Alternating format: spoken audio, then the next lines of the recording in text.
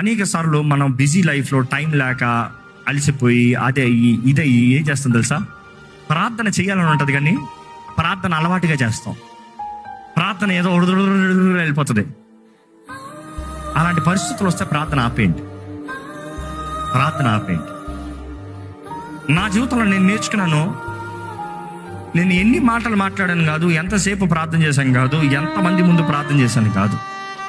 నా ప్రార్థన దేవుడు వింటున్నాడు అనే గ్రహింపుతో నేను ప్రార్థన చేయకపోతే ప్రార్థన వేస్ట్. నా ప్రార్థన దేవుడు వింటున్నాడు అనే గ్రహింపుతో చేసినప్పుడు ఒక మాట కూడా చాలు. You have to have that awareness. దేవుడు కొన్నిసార్లు నా భార్య వస్తుంది, నేను ముఖ్యంగా ఏదైనా విషయం ఫాస్ట్ డిస్కస్ చేస్తూ ఉంటాం. నా భార్య వచ్చి పిల్లలు బయటకు వెళ్తున్నారంటే ప్రార్థన చేయండి. Honestly talking, it will take time for me to come to pray. అర్థమవుతుంది కదా? సీరియస్గా మాట్లాడతా, ప్రార్థన చేయడం నేను చేయలేను అట్లా.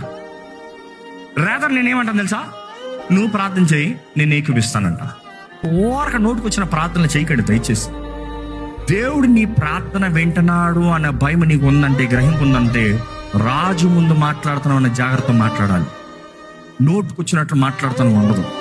ఒక బాస్తో మాట్లాడటానికి యూఆర్ సో కాన్షియస్.